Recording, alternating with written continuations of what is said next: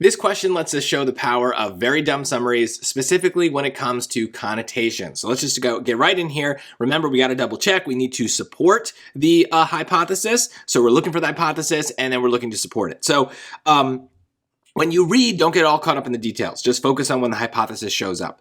Linguist Deborah Tannen has cautioned against framing contentious issues in terms of two highly competitive perspectives, such as pro versus con. Well, that sounds negative, right? Something's bad. According to Tannen, this debate-driven approach can strip issues of their complexity and, when used in front of an audience, can be less informative than the presentation of multiple perspectives in a non-competitive format. Okay.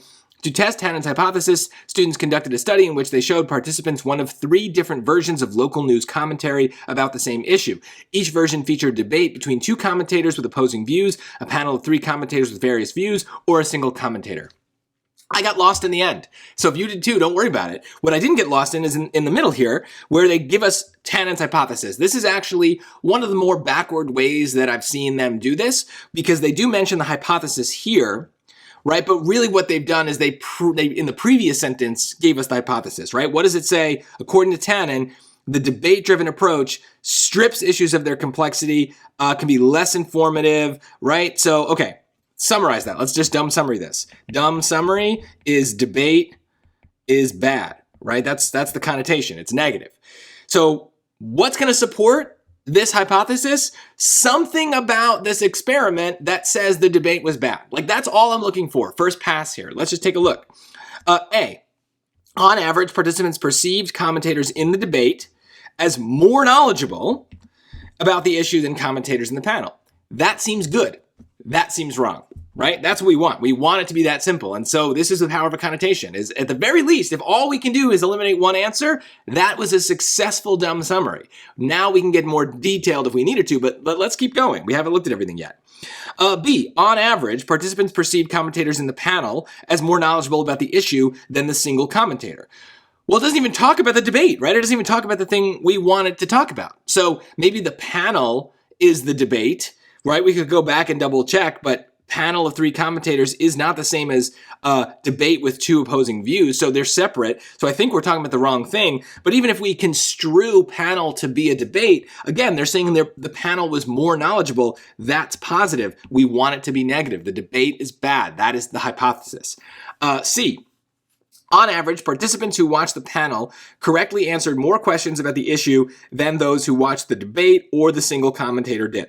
So this is complicated, but if I'm focusing just on the very simple idea that I pulled out, the dumb summary, the debate would be bad here because the panel is better, right? The people in the panel answered more questions about the issue than those who watched the debate, right? So that seems good if you answer more questions correctly.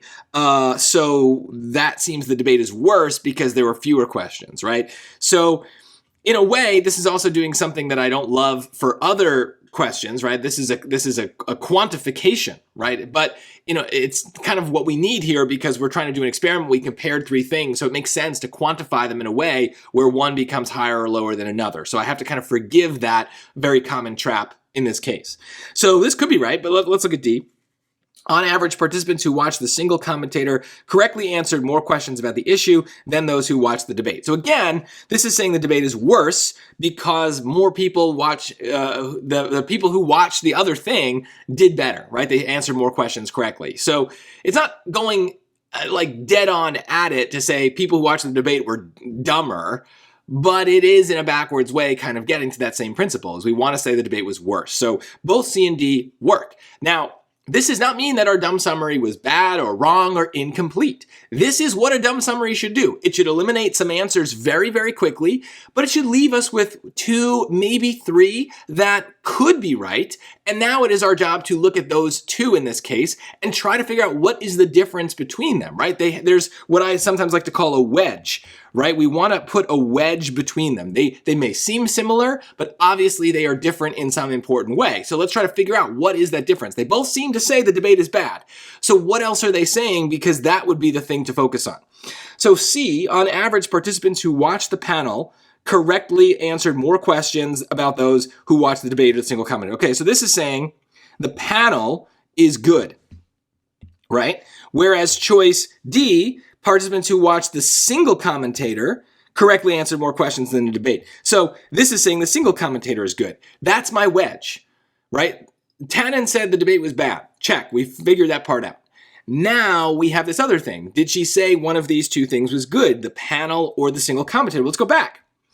According to Tannen, this debate-driven approach can strip issues of their complexity, and when used in front of an audience can be less informative than the presentation of multiple perspectives in a non-competitive format.